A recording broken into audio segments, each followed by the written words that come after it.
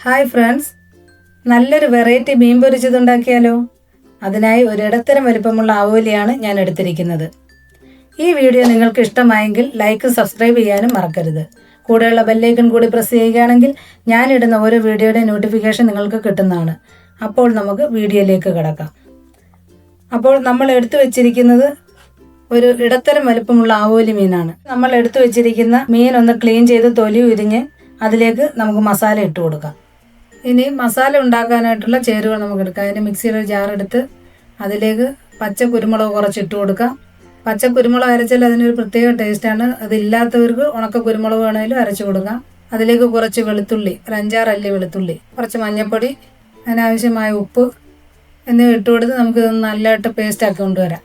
ഈ പേസ്റ്റ് മീനിലേക്ക് നല്ലതായിട്ടൊന്ന് തേച്ച് പിടിപ്പിക്കാം.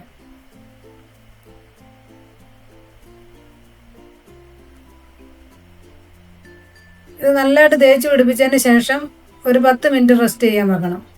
ഒരു പാൻ വെച്ചിട്ട് നമുക്കതിനെ ഒന്ന് ഫ്രൈ ചെയ്യാം. അതിനായിട്ടൊരു പാൻ വെച്ച് അതിലേക്ക് വെളിച്ചെണ്ണ ഒഴിച്ചു കൊടുക്കാം.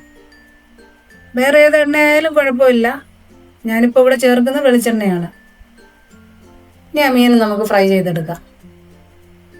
കുറച്ച് സമയം ഒന്ന് അടച്ച് വേവിക്കുന്നത് നല്ലതാണ്.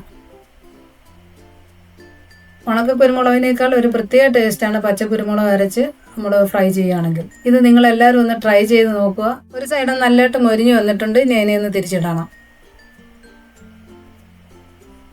ഇനി അടച്ചു വെച്ച് വേവിക്കണ്ട. ഇപ്പോൾ 2 സൈഡും ഇവിടെ മൊരിഞ്ഞ് കഴിഞ്ഞു.